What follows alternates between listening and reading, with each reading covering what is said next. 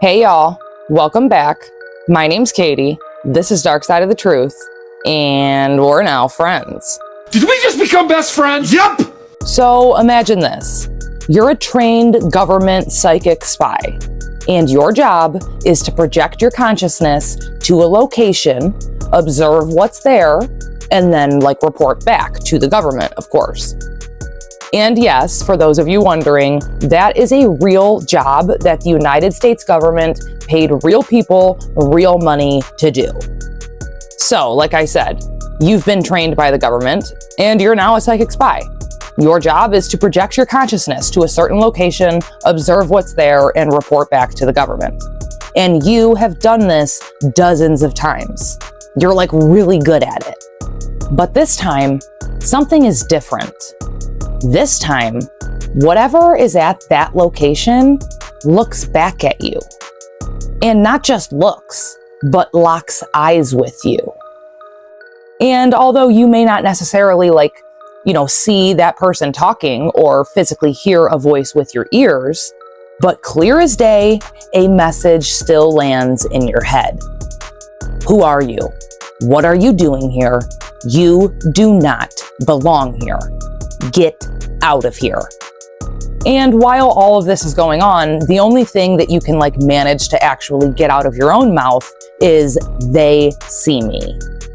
Of course, letting the government operative who's watching you remote view this location know that you have been spotted and that they are aware of your consciousness being present. Okay, stick with me. It's insane, but that's where we're going today. And I promise you, by the time we're done, you are going to have a lot of questions. A lot of them. Now, real quick, before we get into it, I am not an official journalist. I am not a scientist, a lawyer, a doctor, no professional in any shape or form of the word, literally whatsoever. I am simply just a girl who's sitting at her house asking a lot of questions.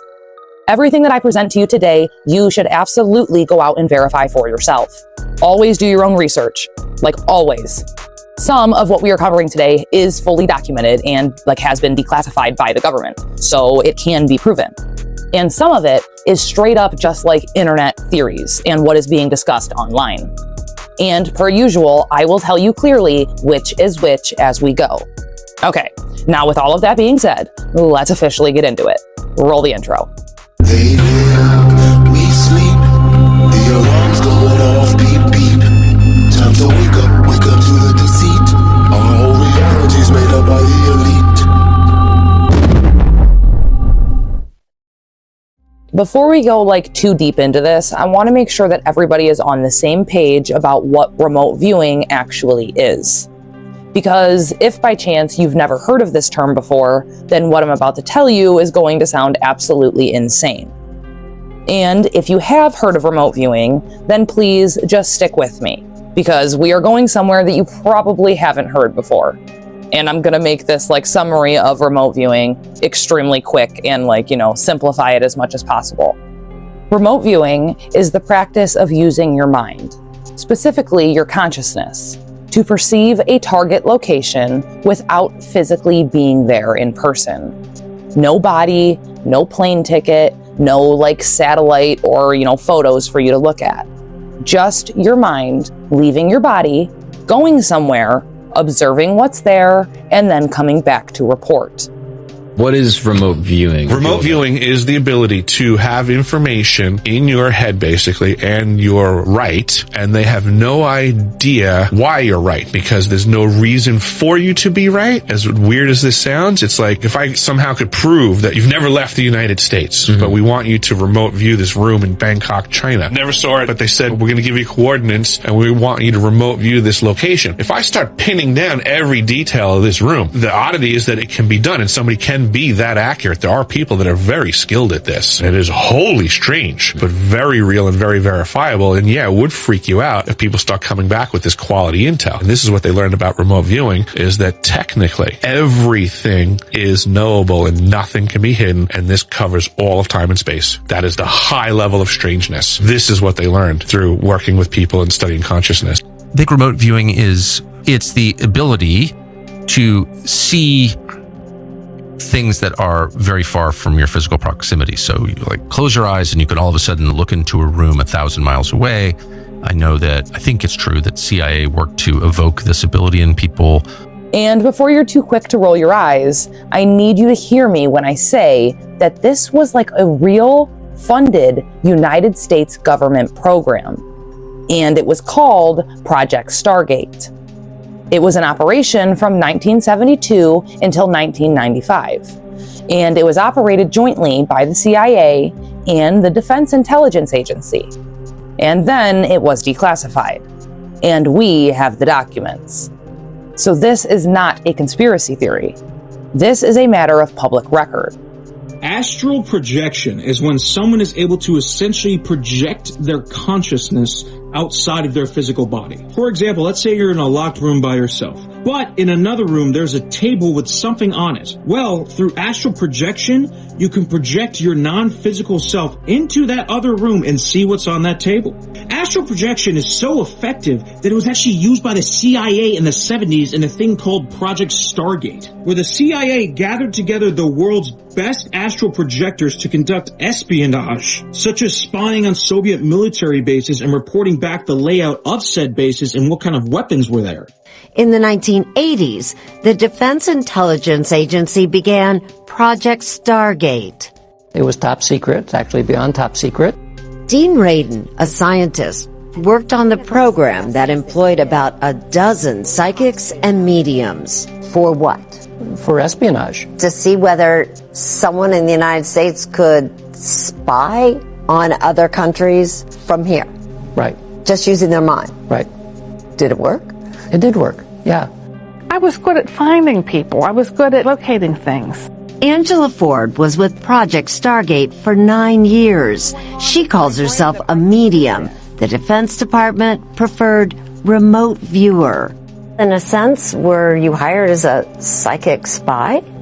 I guess, yes. Her assignment? To look for missing hostages and fugitives without ever leaving this building at Fort Meade in Maryland.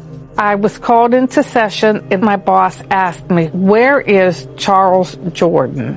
In 1989, Ford says she was able to psychically track down a former customs agent who had allegedly gone rogue. And the reason that this all started? Because the Soviets were doing it first. At least that's what we're told. Of course, that's their reasoning for everything. While Russia's doing it, they're like a child being caught by their parents. It's insane. Anyways, I digress. So the US found out that the Soviet Union was actively developing like psychic espionage programs, and they panicked. So, of course, they started their own. Because, of course they did. In the 1970s, reports began to surface that the Soviet Union had been investing heavily in psychic research. In a constant state of needing to outdo each other, the US decided that they would commission the CIA and the US Army to begin their own investigations into psychic powers. Project Stargate would come to be the umbrella term for several government projects aimed at further investigating psychic phenomena. The government was primarily concerned with remote viewing, or ESP. The hope was that the Army could use psychic and supernatural phenomenon for spying and military uses. One of the main goals was to see if it was possible to view objects, events, sites, or information at a great distance through psychic means. Research into remote viewing began at the Stanford Research Institute in 1972. But the program was real, and it employed real trained operatives. One of the most decorated remote viewers in the entire program was a man named Joe McMoneagle. And I might have messed up that last name, so I apologize if I did. And Joe McMoneagle is a U.S. Army warrant officer who conducted hundreds of documented remote viewing sessions for intelligence purposes. In May of 1984 at the Monroe Institute, I had been training with Bob for almost 14 months, learning to control my out-of-body experiences. It turns out you can do very specific things with out-of-bodies that you can't do with remote viewing. If you want to know how the trigger mechanism works on a Chinese nuclear out-of-body's better, because you can go to the Chinese nuclear and put your face in it, look around, do detailed drawing. But if you want to know where all the parts from the weapon and came from remote viewing's better because all the parts are intricately linked together. My training officer, Skip Atwater, would come in from the project and test me to see whether or not my remote viewing was getting any better. This was serious. These were serious people doing serious work for like serious government agencies. And at the center of it all was a guy named Ingo Swann. And he is a man who basically built the entire framework for how remote viewing works. Ingo Swann wasn't just a remote viewer. He was the remote viewer. He literally coined the term. He worked directly with the CIA and with Stanford Research Institute. He was so accurate, so consistent, and so undeniably gifted that the intelligence community could not ignore him even if they wanted to. Now, Ingo Swann, who is one of the most famous remote viewers, is a friend of mine, and before he passed away, he was the most accurate. He was incredibly accurate. And, you know, he shared with me a lot of experiences he had with CIA operations, remote viewing, very accurate targeting of things in the Soviet Union and elsewhere out in space. He imaged objects out near Saturn that nobody knew were there, that they proved later were there. Really amazing. And in 1998, after decades of keeping his mouth shut, Swann published a book called Penetration: The Question of Extraterrestrial and Human Telepathy. In that book, he described something that the government had never officially acknowledged. He described being contacted by a mysterious man that he called Mr. Axelrod, who worked for an agency so classified that Swann never found out which one it was. Axelrod told him that he had a special project, something extremely different from anything that Swann had ever done before. Swann was then blindfolded and transported to an underground facility somewhere near Washington, D.C. He was frisked, screened, and taken down what he describes as a very long elevator ride, and then sat down in front of a set of coordinates. The target? Well, of course, the dark side of the moon. Now, if you've been following me for a while, then you probably already know this, but I'm gonna go ahead and be honest with y'all per usual. I personally don't believe that the moon is floating around in outer space the way that we are all told. But that's a conversation for like a whole nother video. But I do believe that there is something up there, or out there, or wherever it is. Personally, I tend to believe it's in low Earth orbit, but you know, I'm not a scientist. And what Swann saw on the dark side of the moon makes me think that whatever it is doesn't really seem to want company. Now, when Swann was given those coordinates on a piece of paper, he did not know what the area was. Like, he didn't know what those coordinates were of. As far as he was concerned, he could have been viewing the Mojave Desert or like, I don't know, the middle of the ocean. He had no clue that it was the dark side of the moon, okay? That's important to keep in mind. But according to Swann, when he projected his consciousness to those coordinates that he was given, here is what he reported to see. Structures. And not like natural formations, but structures, towers, domes, bridges, even roads. He saw what appeared to be mining equipment, you know, tractor-like vehicles actively working. And he saw humanoid figures, moving, working, and even living on the moon. He said he saw these humanoid figures working inside these craters on the moon's surface. However, he did not say that he saw any type of like breathing apparatus on these humans that would like, you know, signify how they were able to breathe. So that like maybe suggests that it is either inside of our atmosphere still, or maybe they put some type of like shield atmosphere over it, like a false dome. I really don't know. But he claimed to see all of this on the moon. And he didn't just like, you know, say out loud what he was seeing. He did obviously do that, but he also made detailed sketches afterwards. And I'm talking like 2 pages worth. And that's just the sketches. On top of the 2 pages worth of sketches, homie also wrote 15 pages of notes, okay? Like, he was like astonished by what he saw. But none of that, not the towers, not the domes, not the equipment, none of it was like the most terrifying part of what Ingo Swann found on the moon. The most terrifying part was what happened during his final session. During one of his last remote viewing sessions at those coordinates, on the dark side of the moon, Swann found himself perceiving or seeing the inside of a domed structure. And inside of that structure, he reported to see beings. Now, in the UFO and intelligence communities, these type of beings have a name. They are called Nordics. And before you picture little green men, just stop for a second, okay? Because that is not at all what we are talking about. Nordics are described consistently across hundreds of completely unrelated accounts as tall. We're talking 6 to 7, sometimes even 8 feet tall, with long blonde hair, blue eyes, and fair skin. Think Scandinavian, but not quite human.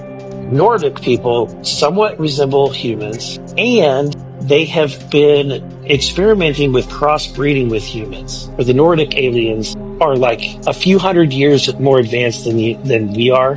Nordics. Nordic aliens are humanoid extraterrestrials purported to come from the Pleiades who resemble Nordic Scandinavians. Professed contactees describe them as being 6 to 7 feet tall, about 2 meters, with long blonde hair, blue eyes, and fair skin. Ufologist George Adamski is credited with being among the first to claim contact with Nordic aliens in the mid-1950s, and scholars note that the mythology of extraterrestrial visitation from beings with features described as Aryan often includes claims of telepathy, benevolence, and physical beauty. The Nordic aliens, known by various names such as the blonde humanoids and tall white aliens. And here's the part that matters for this story. They are widely reported to be telepathic, or, able to speak with their minds. And they don't need to open their mouths to communicate. They project directly into your mind. So, Swann is there. He's observing them, and then, all of a sudden, out of really nowhere, one of the Nordics stopped what it was doing. It turned and looked directly at him.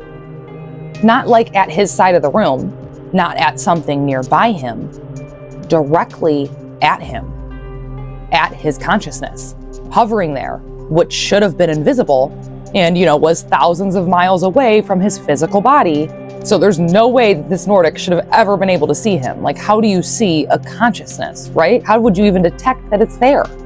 But somehow, according to Swann, that's exactly what they did. And in that moment, Swann didn't hear a voice. He didn't see the Nordic's lips move. But the message arrived in his head nonetheless. And it was clear and very unmistakable, and extremely, deeply unsettling. The voice clearly said, "Who are you? What are you doing here? You don't belong here. Get out of here." Swann looked to Axelrod and said the words that have been haunting in my mind ever since I read them. "They see me." Axelrod, the CIA operative who was, handling these sessions with Swann, if you will, immediately pulled him out of the session, the remote viewing session. He said, "Please come back, away from that place." And when Swann came back and re-entered his body, he opened his eyes. And the very first thing out of his mouth was, "You already knew that they were psychic, didn't you?" You want to know Axelrod's response? He said exactly this: "The experiment has now ended." What? I'm going to need more of an answer than that. That's not a yes. That's not a no. It was just a shutdown. And then Swann asked the question that I still think about every time I hear this story. Could they unalive a psychic spy? Axelrod's answer was, and I want you to really hear this, every frickin' word of it, there is no conclusive evidence to suggest that. Not a no, not an absolutely not. Of course you're safe. We would never put you in any danger. No conclusive evidence, at least none that was offered up to him.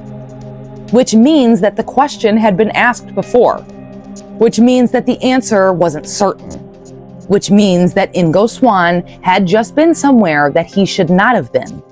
And the people who sent him there already knew the risks, yet chose to send him anyway. And those same people are involved with our, government. I can't say they are the government because like the CIA and FBI are not actual government agencies or government entities. I think we all know that, but I mean, nonetheless, right? Remote viewing sounds like a science fiction concept, but it's far from that. It is very much real and a widely studied phenomenon. Skilled remote viewers have the ability to describe objects or places beyond normal reach, and research has found that it even works for targets hidden by distance, shielding, or time. Ingo Swann is considered the pioneer in the field of remote viewing. He possessed an unmatched skill that led him through many successful remote viewing experiments. Swann was combed for any listening devices, and when the men were satisfied, they asked him if he could work for them on a project that required his unique abilities. Swann suspected that the man belonged to the military, and therefore, he felt safe with them. After agreeing to the initial terms, he was driven to an undisclosed location with a bag over his head. After covering some distance, he was transferred into a helicopter that flew him to another site. On landing, he was guided inside a building, and that's where the bag was taken off his face. Can you guess who the two men were? They were CIA operatives working on a covert mission, the Stargate. Initially, Swann wasn't offered much details about the project he was hired for. They promised to pay him $1,000 a day in cash for his services, but with some conditions. Swann could not leave the facility while working on the project and was forbidden from revealing the details of his mission for at least 10 years. For a man who had never been valued for his work in terms of remuneration, Swann couldn't pass on the amazing offer. When the day finally arrived, the CIA revealed their target. They wanted Swann to project his consciousness to the far side of the moon and report what he saw. Swann couldn't believe it. Why would the CIA be interested in looking at the lunar surface while the country was at war with the Soviet Union? He would have understood if they hired him to spy on the enemy. But what did they expect to find on the moon? Keeping his thoughts to himself, Swann began exploring all the coordinates the CIA had given him. Some of these places were completely ordinary, with large cliffs, dunes of white powder, and craters spread across the surface. But some locations displayed signs of activity, something you would never expect to find on the moon. He saw tracks on the moon's surface created when you use machinery, like tractors on the ground. Then, some patterns could only be made by wind, and this was surprising because the moon apparently has no atmosphere. Hence, no wind.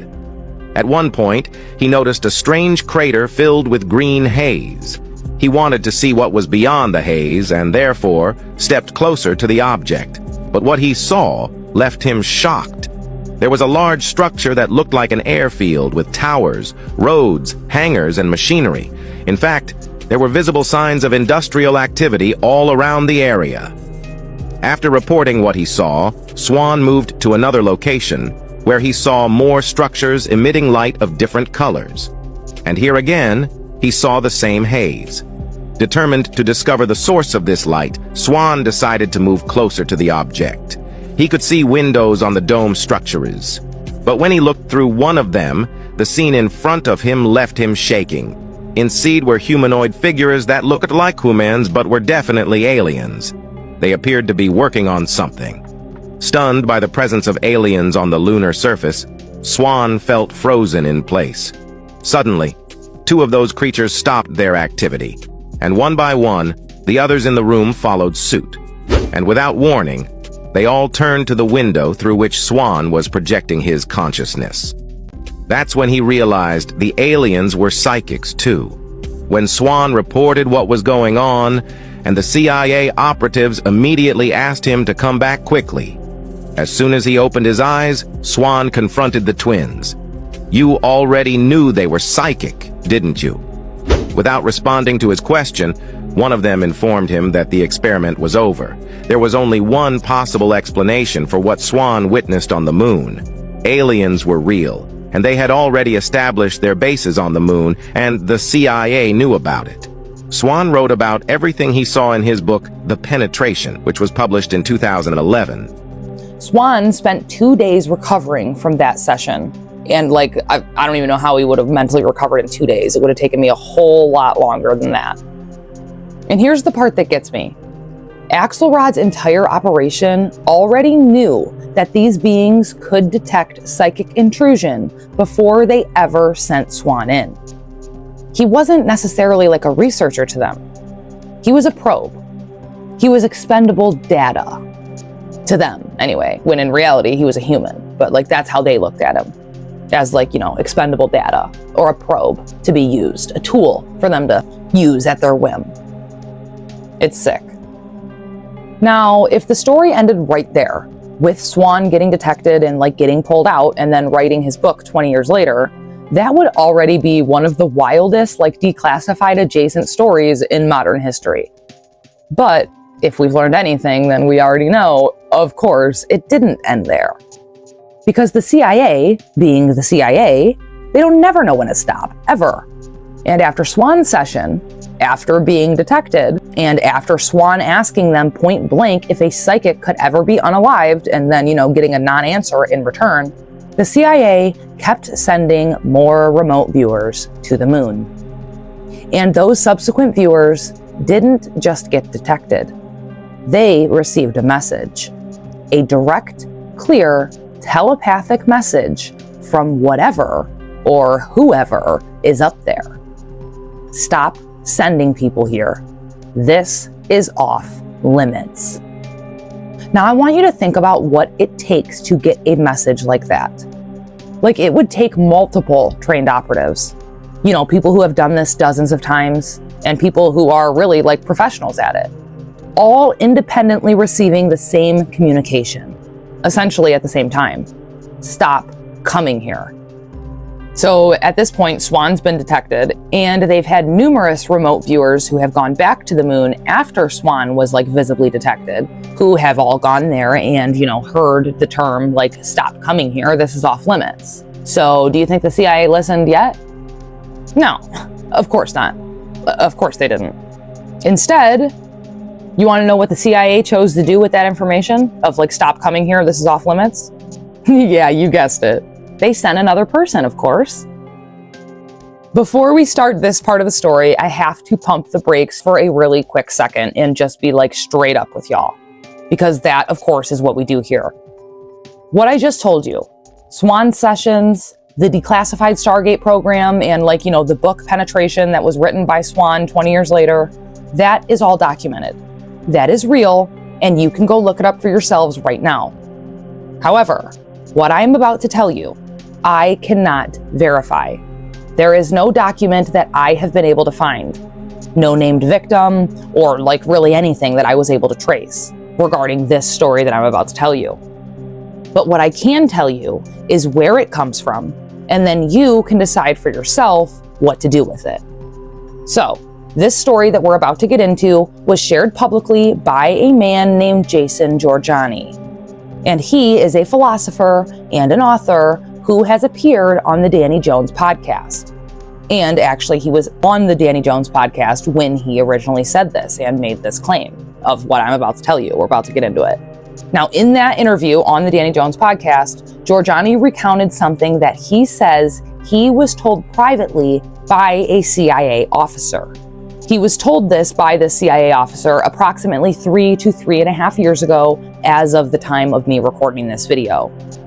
But it is obviously hearsay because like Jason Jorjani came on the Danny Jones podcast to tell a story that he heard from a CIA officer. Okay, so a CIA officer told Jason Jorjani this story about like, this is what I seen when I worked with the CIA. And then Jason Jorjani went on the Danny Jones podcast to share that story that was shared with him. So it's like a third party account, and obviously we can't prove it. So it is like hearsay. Okay, I want to make that very clear. The last remote viewer that the agency sent up to the moon after, you know, receiving those warnings to not come back here anymore, never came back.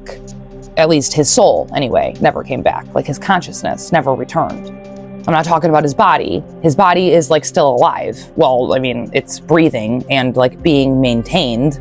But him, his consciousness, his soul, whatever you want to call the thing that makes you you, is still on the moon. I know, it sounds crazy, but just stick with me. According to Jorjani, this remote viewer's body is currently being held in a special medical facility run by the CIA. And his family was told that he passed away in the line of duty. And they actively receive compensation for such happening to their son, okay? And they, according to this story, fully believe that their son is gone. But according to the CIA officer, he's not gone. His body is just being kept in stasis.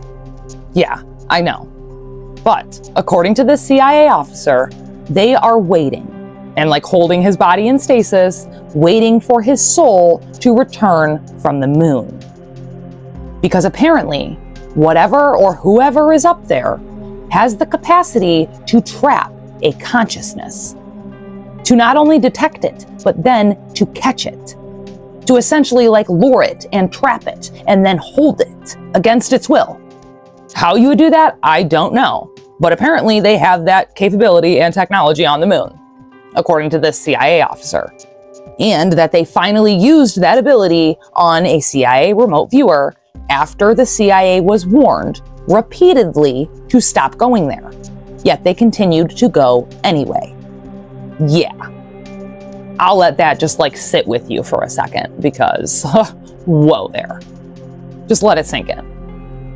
In the 1970s, when Ingo Swann started to work for the Stanford Research Institute on contract for the CIA, some guy who identified himself as Lambert Dolphin, which is probably a pseudonym or code name, this Lambert Dolphin basically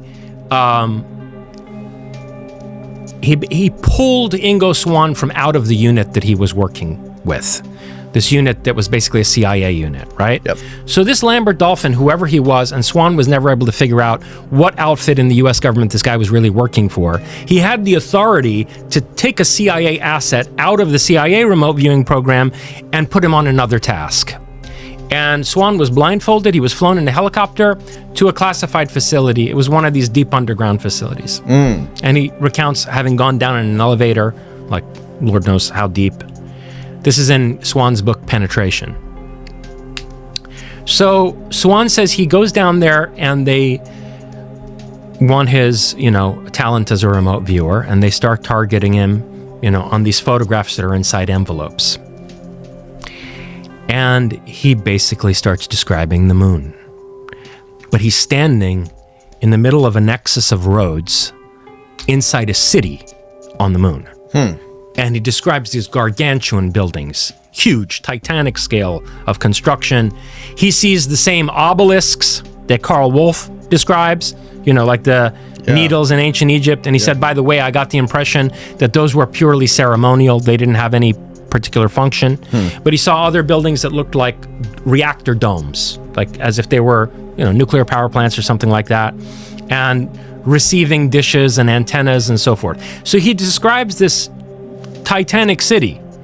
And, it stands to reason that whatever was in those envelopes were probably the photographs that were taken by the orbiter back in 65 before Apollo, the photographs that Carl Wolf had reported seeing while he was repairing that machine. Wow. So now you have a second point of confirmation. Now here's the really creepy thing, Danny. What else Ingo Swann saw on the dark side of the moon were masses of people huddled together in ramshackle shelters. People who were naked and who were being used as slave labor. This is what he said.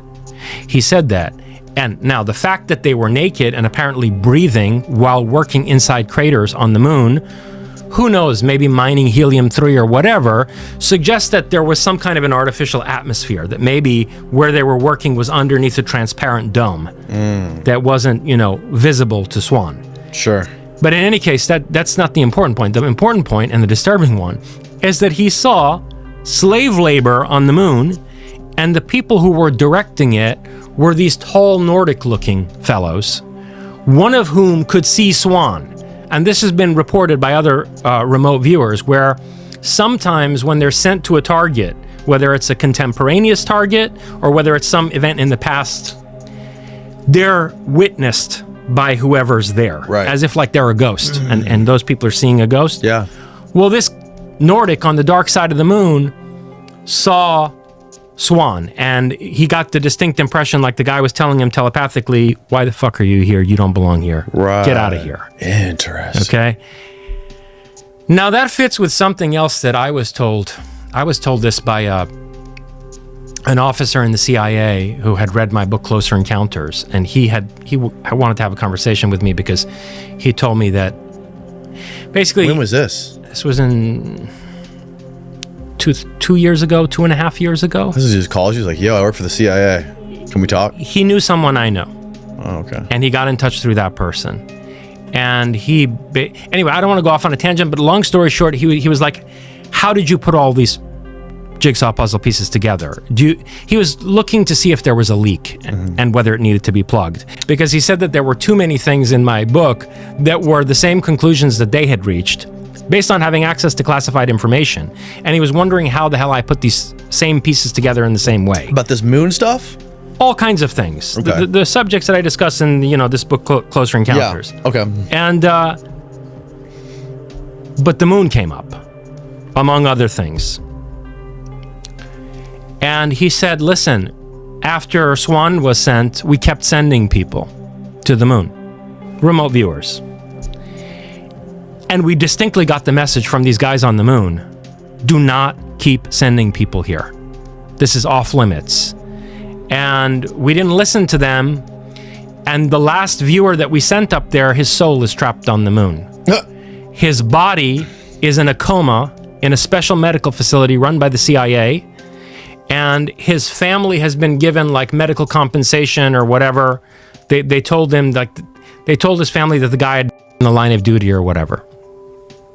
And he's been held in stasis for years and years as they wait for his soul to come back from the moon, where apparently there's the capacity to lure and trap somebody's consciousness, which they finally did to one of these CIA remote viewers after repeatedly telling them not to surveil whatever's going on up there. Now here, my friends, is where this story stops being just a wild internet claim and starts like connecting to something that the government has already admitted to. If by chance you caught my MK Ultra and like gateway process video, I need you to stop and think about everything that I just told you. Because in my opinion, it all hits completely different now. And for those of you who missed it, in 1983, the CIA produced an internal document called Analysis and Assessment of the Gateway Process. It was classified, at first anyway, but then it was later declassified in 2003. And it is one of the most bizarre things that the United States government has ever put on paper. The Gateway Process was a program specifically designed to, and I'm pulling from the actual declassified document here, but it was specifically designed to train the human consciousness, to quote unquote move outside the physical sphere so as to ultimately escape even the restrictions of time and space. In this, gateway process, they were studying how to separate consciousness from the body, intentionally, systematically, and, all with government funding, of course. The Gateway experience was developed by the CIA in the 1980s as part of its Stargate project. The Gateway experience was a set of audio tapes that purportedly used a combination of meditation, visualization, and other techniques to train individuals to achieve altered states of consciousness and access higher levels of awareness. The program was based on the idea that the human mind is capable of more than we typically realize, and that with the right training, we can tap into our full potential. Recently, the CIA released a number of previously classified documents related to the Gateway experience, including information on how the program was developed and its potential applications. Some of these documents have sparked controversy due to their references to topics like astral projection and the ability to manifest physical objects through mental visualization. The CIA turned astral projection into a weapon. They called it the gateway process, a classified experiment to train consciousness to escape the body, using sound frequencies to synchronize the brain's hemispheres and push the mind beyond time and space. Subjects claimed they could remote view, enter altered dimensions, even make contact with an intelligence we still can't explain. I did the gateway process, which is this program that the CIA used to use to see if they could astral project or essentially leave your body in order to gather intelligence. And after 3 months, I'd start having these experiences. It was like 5:30 in the morning. The sun was shining in the room. I was completely awake. I'd close my eyes to meditate for an hour. And I was very, very awake, but very also cognizant of the fact that I was in this pre-out-of-body state, which is like a very slight hum around your body, almost like a tuning fork. As soon as I closed my eyes, I felt like my non-physical body sort of floats. It's like in this phasing process where like your physical is there, but your non-physical is just kind of roaming around. And you get this kind of like, oh my God, it's happening. Oh my God, oh my God. And I get out of my body. I open my eyes in my astral body or whatever. I'm seeing my room. I look at my body. I kind of don't want to look at it. I kind of get a quick glimpse, but it's terrifying to look at. And I go to my window and I try to put my hand through the window. That doesn't work. And I open the window in this astral plane or whatever, and I try to leap out and I hear a female voice, very stern, say, "What are you doing?" And I kind of just like peek at my body, walk backwards towards my body, lay back down, come to. To me, that was the most proof I've ever had of something else. And if you've been a longtime viewer here, then you already knew that they were doing this. We've already talked about it. But now that you know what allegedly happened to that remote viewer on the moon, the gateway process, at least in my opinion, takes on an entirely different meaning. They weren't just curious about consciousness. They were mapping the risks. They were trying to understand what happens when your consciousness goes somewhere and it can't get back from that place. And somewhere along the way, somebody fucked around and found out the hard way. At least according to this CIA officer. In Russia, the 2045 project, Ray Kurzweil, they've already took a monkey and transferred its consciousness into a computer. That was done in 2010. In 2016 or 17, it was to transfer human consciousness into a robot, which that's been done. In America, we have DARPA. They have the Avatar project. Look that up, the Avatar project. I wrote about it in my book, where they transfer a soldier's consciousness into a field robot. And then the only thing that gets damaged if the robot blows up, the symbiotic link is disconnected through consciousness, but the soldier's obviously not going to die. And so this has all been done. This is real science being actively used right now. By 2045, which is the 2045 project in Russia, they're looking to transfer human consciousness into an actual being, an actual avatar body. So they can take a skin cell from you, they can put it in a petri dish, they can get it under the right conditions, turn that skin cell into a stem cell, culture that, turn that into a group of stem cells, and then grow that into a full clone of yourself using your own stem cells, and then transfer your mind into your new body. Whoa. I've never heard this before. Yeah. Ever. Real quick, because this part has came up in the same conversation where all of this was being discussed online. And there is another remote viewer named David Morehouse who was also sent to view the moon. Hi, I'm David Morehouse, and for those of you who may not know me, I am a former U.S. Army Special Operations Officer. I commanded an airborne rifle company. I also commanded a ranger company. I also wrote the book Psychic Warrior, Inside the CIA's Stargate program. And I also wrote Remote Viewing, the complete user's guide to coordinate remote viewing. Now, I taught a complete series of remote viewing classes back circa 1996 to 2005. But his report and his findings was very different from Swann's findings. According to Morehouse, he found nothing. No bases, no Nordics, no structures, nothing. Which they finally did to one of these CIA remote viewers after repeatedly telling them not to surveil whatever's going on up there. Strange. We had a guy on here named David Morehouse. Oh yeah. Yeah, he was a remote viewer, he was a part of these programs for a long time. I think it was in the 70s. I read his book Psychic Warrior. Early on. Yeah. And he said that he remote viewed the moon and there was nothing. He's like, it's all bullshit. There's nobody there. I don't know whether he was being blocked or what. Now, Morehouse did go after Swann had already, remote viewed the moon, and after he was told to stop coming here. And according to theories online, Morehouse was sent to remote view the moon after this gentleman would have been like trapped in a coma, okay? So you can make of that what you will. Maybe he wasn't sent to the same coordinates. Maybe whatever is up there knew that he was coming and they, I don't know, cloaked it. I have no clue. Maybe his session was compromised. Or maybe, and I'll just throw this one out there for shiggles, not everyone who goes looking finds the same thing. All I know is that Ingo Swann went. He saw plenty, got detected, and the CIA kept sending people anyway. And Morehouse came back with nothing, after all. So let me ask you this.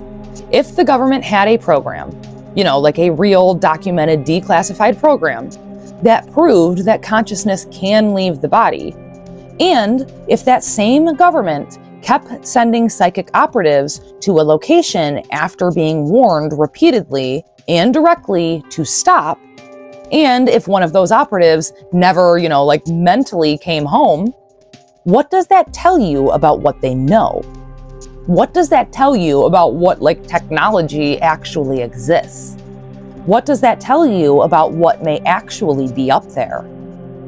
How many other stories like this are buried under classification stamps or like NDAs? And how many other families were told that their loved one passed away in the line of duty, but that wasn't necessarily the whole truth of the matter? The CIA didn't shut down the Stargate program because it didn't work. They shut it down because a population that knows they're psychic can't be controlled. Okay, I know how that sounds, but stay with me for a second because I know this sounds like a conspiracy theory, but it's just math. They ran this program for over 20 years.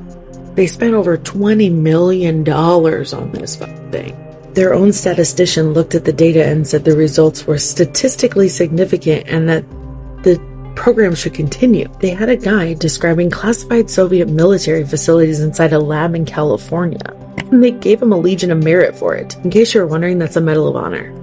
They gave a man a Medal of Honor for being psychic. And then one day they just handed it on to the media and said, yeah, you know what? It didn't really work. It's fine. We're going to shut it down. And the media just took it and said, okay, cool. And everyone just moved on with their lives. Do you believe that? Because here's the thing nobody wants to say out loud. A person who trusts their intuition doesn't need an authority to tell them what's true. And a person who knows they can access information beyond what they're handed is a lot harder to manage. And a population full of those people, that's a big problem if you need people to stay in line. So they didn't just close the program. They made sure you felt crazy for believing any of it was real in the first damn place. They needed that shutdown to land a certain way, and it did, right up until people like you and I started asking questions again. I don't have all the answers. I'm just a girl asking questions. But I personally think that the questions themselves are worth asking. Now, if this video blew your mind the way that I think it blew your mind, make sure you drop a like. And if you're not subscribed to our channel, then make sure you come on over and get subscribed to our channel because we are just getting started. There is so much more coming, don't you worry. And do me a favor, leave me a little comment. I want to know what you think is on the moon. Let's talk about it. Is it a solid mass that can physically be landed on? Is it a plasma ball? Is it a hologram? Is it a soul trap? I would love to know your opinion. There's so many different theories out there about what the moon is in particular. Drop yours, let me know. Let's have some fun, crazy conversations. The secret word for you to comment if you made it to the end of the video this week is Nordic. So drop it down in the comments. We all know what it means, and it will let me know that you made it to the end of the video. Oh, and side note, before I officially hop on out of here, since we've been discussing the moon this whole video, I think I would be doing y'all dirty if I didn't stop to bring this up real quick. I know it's not really related, but it's about the moon, so we got to. As I'm sure you heard, NASA allegedly just sent humans around the moon in April of 2026. The Artemis 2 mission. You know what I'm talking about, right? Big deal. At least, like, they've been making a big deal about it. They've made all kinds of noise about it. I'm sure you've heard. And yet, something that I find really, really strange, and a lot of other, people on the internet also found very strange, not one single person on the ground caught footage of it. Like, you don't have one amateur video of that thing circling the moon, or like going up to the moon, or anything, right? Now I know what they'll probably say. Oh my goodness, Katie, don't you have a brain? Like, that thing would be so small in like perspective from us to the moon that it would be like the size of a freaking minivan. There would be no way that you'd be able to see it from Earth. Okay, but like, that's not true. Because like my Google Pixel can zoom all the way up to like the craters on the moon on any given fucking Tuesday. I could walk outside right now and do it. But yet their little mission that went up to the moon and then went all the way around it was just magically hidden from every amateur astronomer, every telescope, and every person with a fucking halfway decent phone that was pointed at the sky waiting to see it. Come on, I don't believe that. Look at the Artemis 2. You see those little pods sliding away right as the engines ignite? They want you to believe that's safety equipment for the ground crew. Ask yourself this. Is the crew leaving the ship before it even clears the tower? Now watch the path. Every single time, the rocket curves right back towards the ocean. If the goal is the moon, if the goal is the deep space, why does the footage always end with it going towards the sea? It looks less like a mission to the stars and more like a 322-foot prop heading for a splashdown. 1969, Nixon had a clear landline to the moon with zero lag. No static, no dropped calls from 238,000 miles away. But today, our advanced live feeds glitch if a specialist breathes too hard. We're supposed to believe technology went backwards in 60 years. The truth is in the signature. The Artemis 2 is exactly 322 feet tall. That's the code for the secret societies running this administration reset. 322 feet, a 33-degree ritual, and off to the Atlantic. It's not a space race, it's a production. Why did they decide to do this on the 1st of April? Was it because it was April Fool's Day? Were they trying to make a fool out of everyone on Earth? Why did nobody on Earth with an Icon P900 or P1000 manage to point their camera at the sky and capture even a blurry, distant, barely recognizable image of the Artemis 2 capsule while it was supposedly traveling over our heads? Not one photo, not one person, not even one shaky zoomed-in clip. And before you try and say it was moving too fast, just hang on for 1 second because that answer is about to fall apart. The Nikon P1000 is a badass camera you can buy online right now for less than $1,000. A camera that backyard astronomers use to zoom in on the moon's craters in real time from their driveways. And a camera that has tracked and filmed the International Space Station, crossing the sky at 17,000 miles per hour. Yet this camera is sharp enough to allow regular everyday people to essentially become at-home astronomers, using a commercial camera. But when it comes to the Artemis 2 mission, we see nothing. It's been complete and utter silence from the entire global community of backyard astronomers, sky watchers, and zoom lens enthusiasts alike, and that absence is louder than any press release ever could be.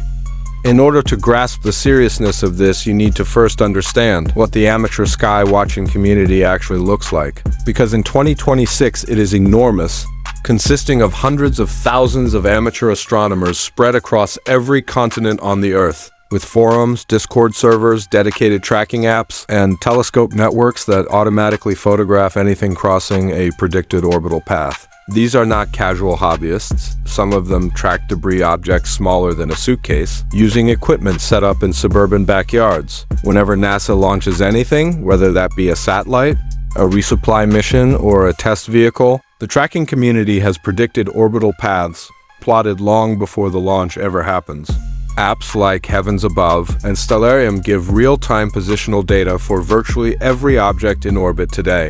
Observers queue up to photograph passes, and they succeed regularly, proudly posting their results online within hours, all time-stamped, geotagged, and cross-referenced against predicted paths. The International Space Station gets photographed from the ground almost every clear night.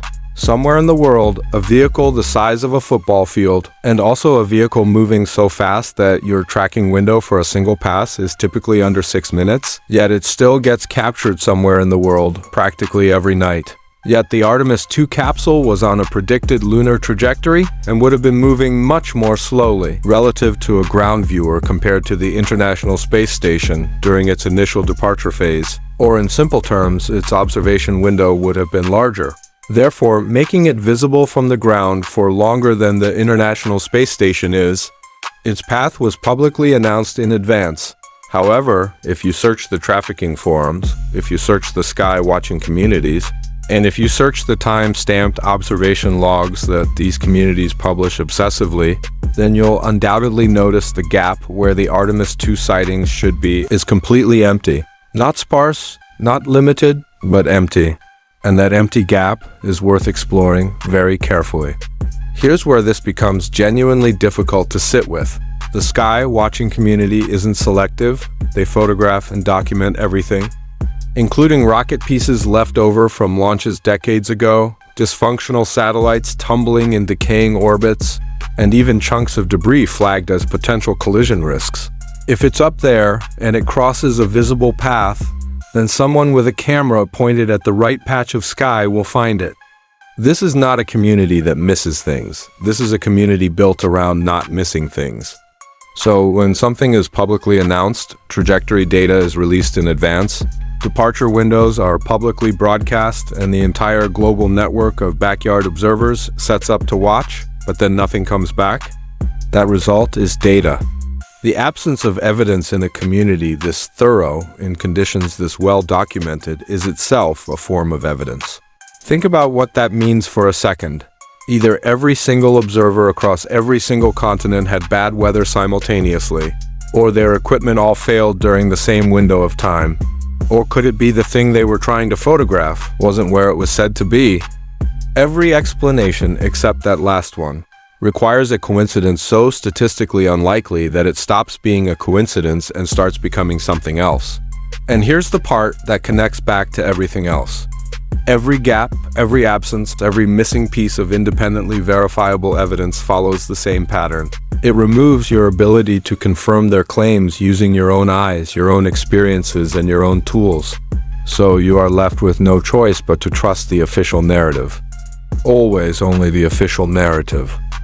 2 of the astronauts on the Artemis mission are literal actors. You can see that this one was in Fallout and this one was in Mad Max. Why would they hire actors to go to the moon?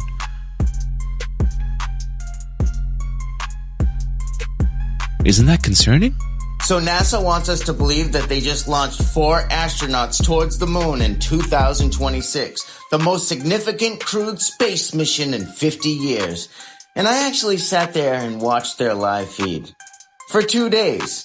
I mean, I went through it. I didn't watch the whole thing, but I documented it, screenshots with timestamps, and what I found is pretty simple. They gave us nothing.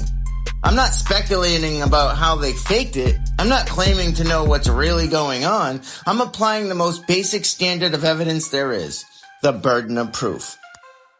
They make an extraordinary claim, they have to back it up. And what they offered is a handful of recycled camera angles that don't change for hours at a time.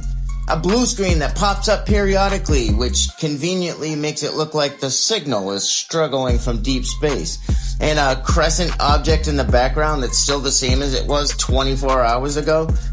I mean, it's the same size and position across that entire period during which they claim to be traveling 16,000 miles an hour away from it. So that's it. That's it. That's all they gave us? This is the evidence for one of the most extraordinary claims in human history. Think about that for 1 second. It's 2026. Your phone camera produces better dynamic range, better resolution, and more varied footage than what NASA presented as live documentation of a lunar mission. Your doorbell camera has better quality than this. And what really got me when I was scrubbing through this movie timeline, every single anomaly I noticed, every question I had a pre-built excuse available. Static footage, camera limitations. Blue screen, signal dropout from deep space. Earth looks the same size after 24 hours of travel at 16,000 miles an hour. Distance scale. No movement from the hardware. Vacuum of space. When every possible observation gets absorbed with a ready-made excuse before you even ask the question, that's not evidence. That's a performance designed to be unfalsifiable. The problem is, they did the bare minimum, just enough to generate headlines, just enough for believers to point to something, not enough for anyone to independently verify a single claim. And let's be clear, I'm not asking for much. I'm asking for what any genuine documentation of a real event would naturally produce. Dynamic footage, verifiable change in apparent size of Earth over time, continuous stream of the Earth would be nice. Something that couldn't just as easily have been filmed in a studio. They couldn't provide it, or they chose not to. The burden of proof is on them. And after 2 days of scrubbing through their footage, this is the worst movie I have ever seen. Do better, NASA. At least make it slightly believable. Not one video of this thing circling the moon? Why? Last time I checked, they don't have Harry Potter's invisibility cloak, okay? So, like, we should have seen it. Someone would have caught that minivan crossing the moon. Period. Like, they just would have. Like, I'm just saying, okay? Maybe I'm wrong, but that's my opinion. That's my opinion! Like, we're out here being told to trust the same agency that kept sending psychic spies to the moon after being warned to stop. Allegedly. I'm just saying, okay? The same agency that has a man's soul allegedly still up there while his body sits in a secret medical facility in stasis waiting for his consciousness to return. Yeah, and we're the crazy ones. Okay. Like, I'm good. I'll keep sitting over here asking my questions and you can keep trying to feed us your BS explanations all you want, but like, we're not actually accepting them or buying them. I'm just saying. Anyways, now I am officially done, so I'm gonna go ahead and hop on out of here. Do me a favor, drop a comment saying Nordic if you made it to the end of the video, like I said earlier, and that's all I gotta ramble about. So, I love you guys so much. Take care of each other, be kind to one another, and until next time, I'll catch you in the next one. Bye!